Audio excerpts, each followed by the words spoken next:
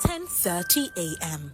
on a hot Wednesday morning at the Kwashieman cluster of schools. Learners are seen loitering, whilst others sit on the bare ground under the scorching sun, waiting for their turn to write exams in a borrowed space nearby.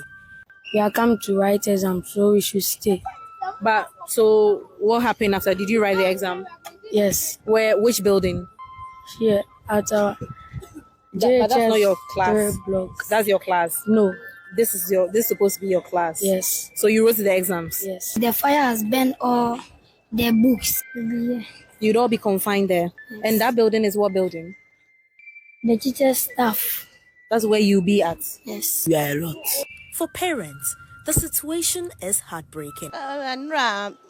My child attends this school, and I also run my business here. Yesterday, I asked her to take some of my things ahead to school. Not long after, she returned with the items, saying the school building was burnt.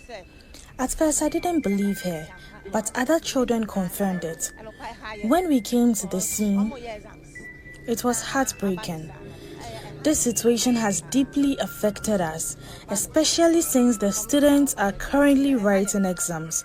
My child is in Form 3, and this disruption is very troubling for us. Another parent, visibly distressed, shared how the crisis is negatively impacting her work life. I'm deeply concerned about the children staying idle at home. It could take 2 to 3 months before they are called back to school, which is troubling, especially since they are in the middle of exams and examination fees has already been paid. Now, instead of learning, they'll spend their days playing at home.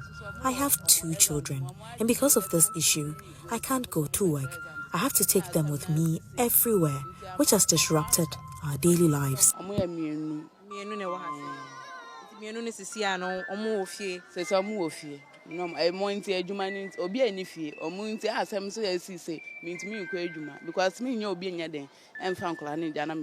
The Education Director for the Ablekuma North Municipality, Perry Ofori, painted a grim picture of the aftermath. That particular block, it contains one primary school at the ground floor. Then there are 2 JHS schools, one on the first floor, one on the second floor. And the ground floor where the fire was started, that place is a library. A very big library, well furnished. And then on top of that one, we have an ICT room, a science lab, and then staff office. You saw the cracks, and even some of the plastering on the wall, a lot of the place has peeled off. So in fact, the building is damaged.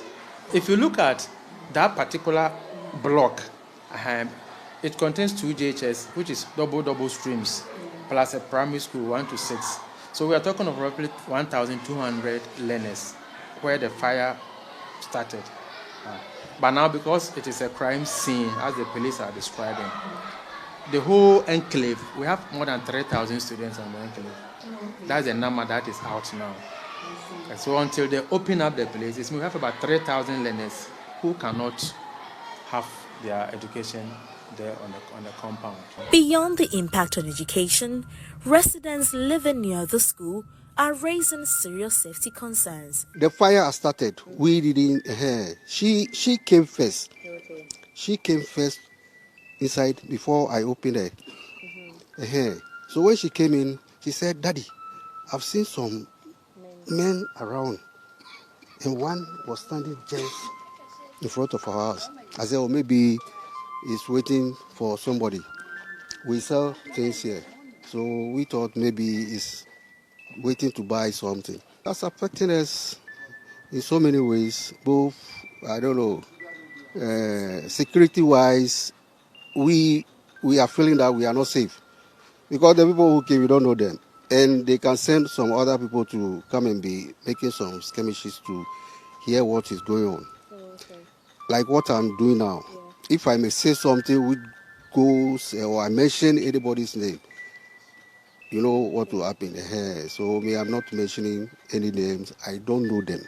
For now, The fate of the school and its learners hangs in the balance. The rooms of the Kwashieman cluster of schools stands as a stark reminder of the challenges ahead, not just for the students whose education has been disrupted, but for the entire community that is grappling with safety and recovery. Reporting for Joy News, I'm Jacqueline Ansuma Yaboa.